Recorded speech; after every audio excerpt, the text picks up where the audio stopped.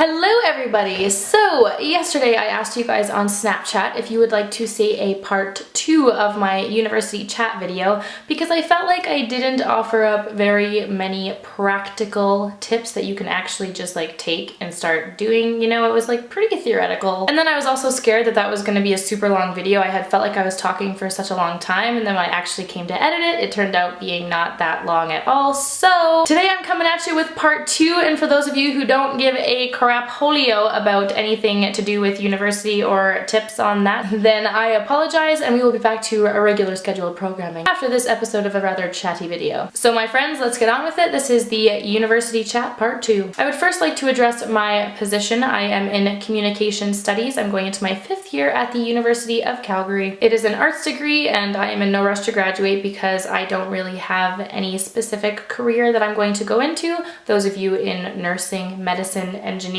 stuff like that. Typically the schools will have a prepared schedule for you. You don't make your own, and you don't really have a say in how your course load is. So just take that into consideration when I'm giving you my tips. I am an arts major. Half of my degree consists of option courses.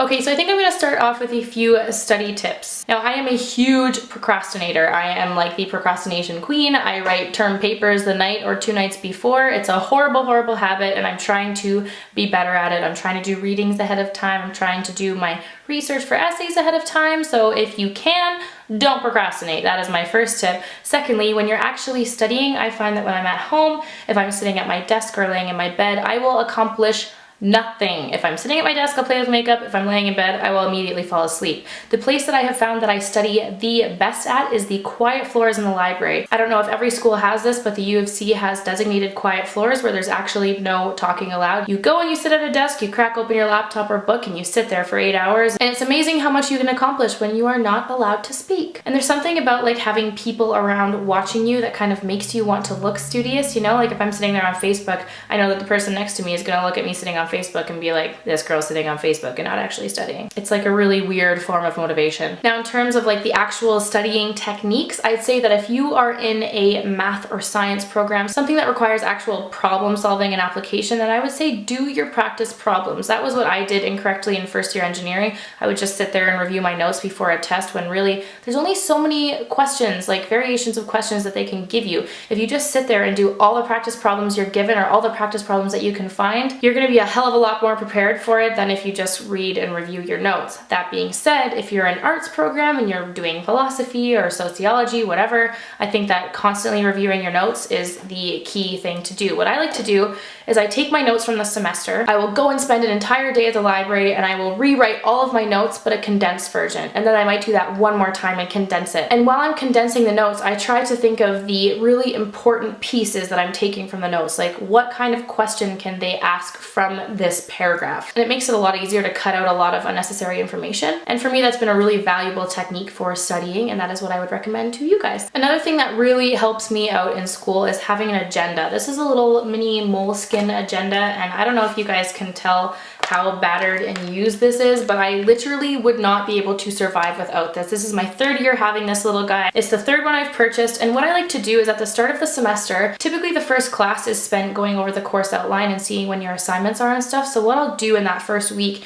is just go through and write down when all of my assignments are, when all of my midterms are. So for example, here I have one of my SOCI classes midterm written down in mid-November. And it just gives me an idea of when the bulk of my assignments are going to be due. It allows me to like mentally prepare for that. And then I'm also making sure that I'm not missing any due dates, and it just is really, really helpful when preparing for your workload for the semester. Another tip I could give you is to take spring and summer courses. Now, I've only done this 2 summers now, but I wish I had done it since the beginning, because spring and summer courses, though they're condensed and it may feel like a lot more work at the time, you sit there after 2 months or a month and a half and you're like, holy crap, I just finished a course in a month and a half. And there's something really satisfying about that. It's really nice. The university Like the classrooms are a lot less busy and you have a lot more one-on-one time with the prof if you have any questions. And I've just found that my spring and summer course experiences have been a lot better. And I really wish that I had done that from the beginning. So that's a huge tip I can give you guys, even if you're like, oh, I want the summer off, I want a real break. It's like summer classes typically only run 2 or 3 days out of the week. So you still get a decent chunk of summer time. And if you're working, you have a full-time job during the summer, do an online course or do a night class. They're just a lot easier, a lot less stressful, and you're only focusing on one course instead of between between 3 and 5 courses at one time. I just love spring and summer courses and I couldn't recommend them to you guys enough. Disclaimer note, not all programs offer spring and summer courses, so first see if you even have the option to do them. And if you do, then you should do them. My next tip for school, and this doesn't even apply to university, this applies to high school as well, and this is something that really helped me in high school, is utilizing your professor, utilizing their office hours, asking lots of questions, being really participatory in classes, because they'll take that as a sign of really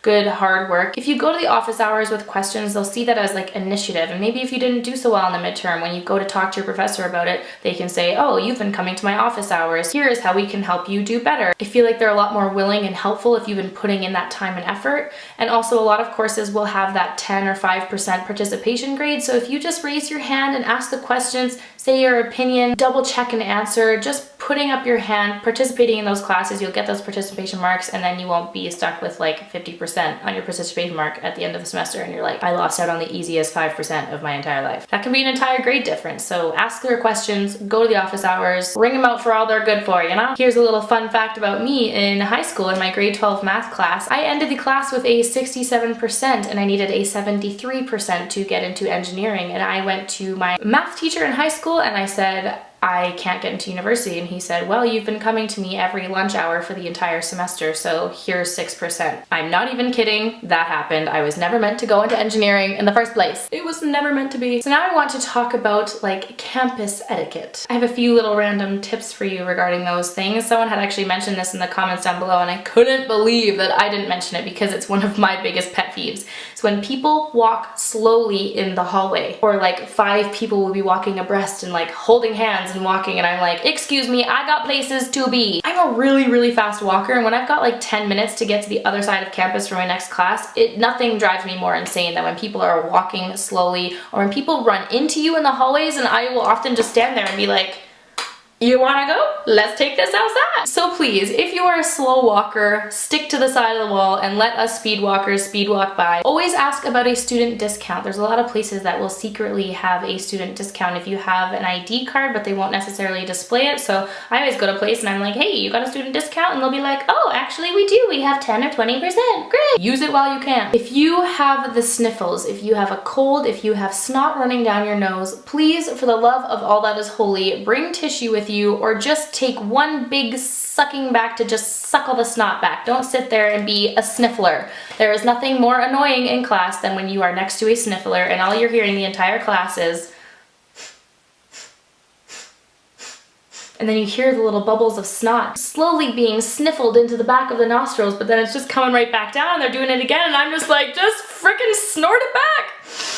Just do one and save me from the heartache and having to listen to your sniffles. Or just also save yourself the heartache and bring some tissue. There is nothing wrong with stepping outside of the class and blowing your nose, or blowing your nose in the class. I would rather hear you blow your nose and have it be done with than sniffling. Please do not be a sniffler. While you're in school, if you have to buy groceries, then my biggest recommendation for you in terms of produce is to buy frozen things. My favorite things to buy, I think I've actually mentioned it in a video once, is like the little Asian blends. They'll have like stir-fry blends, they have frozen beans, frozen corn. Frozen blueberries is a huge one for me when I make oatmeal in the morning. It's such a quick, easy breakfast to make, and then you're not having to worry about your blueberries going bad. So freezing your food or buying frozen food. That is, if you have a freezer at your disposal. All of these things are relative, okay? Now there are going to be a lot of different opinions around the whole drinking thing. Obviously, if you're in the States and you're a freshman, you can't drink because the age is 21. Here in Canada, it's either 18 or 19 as the legal drinking age. So for us, it's like you come to university and you're like, I'm an adult, I can drink all the beer in the world. Now obviously this is gonna depend on your like cultural or religious preferences, whatever your thoughts and ideas are about drinking, but all I'm gonna say is that if you are going to drink, just be responsible. You know, go out, get drunk, have your fun clubbing nights, have your fun nights out with your girls or with your residents or during O week, go to the football games, have your road pops with you, you know. Definitely have fun if you are not opposed to drinking, but just don't get blackout. Don't be stupid. Don't be that girl in the co-ed bathroom throwing up in the only bathtub that you have on the entire floor. It's just not attractive, it's not good, it doesn't make you feel good. and it pretty much like shuts down your immune system for the next week. So you might as well just save yourself the headache and just like cap yourself. For me, usually like 5 or 6 drinks is like my ultimate cap, and I'm like, I don't want to go beyond that because I know I become a crazy person once I go past that. So if you're gonna drink while you're in school, if you're gonna party, be a responsible human. So those are all of my tips for my second and final round of this university chat. I hope that these were a little bit more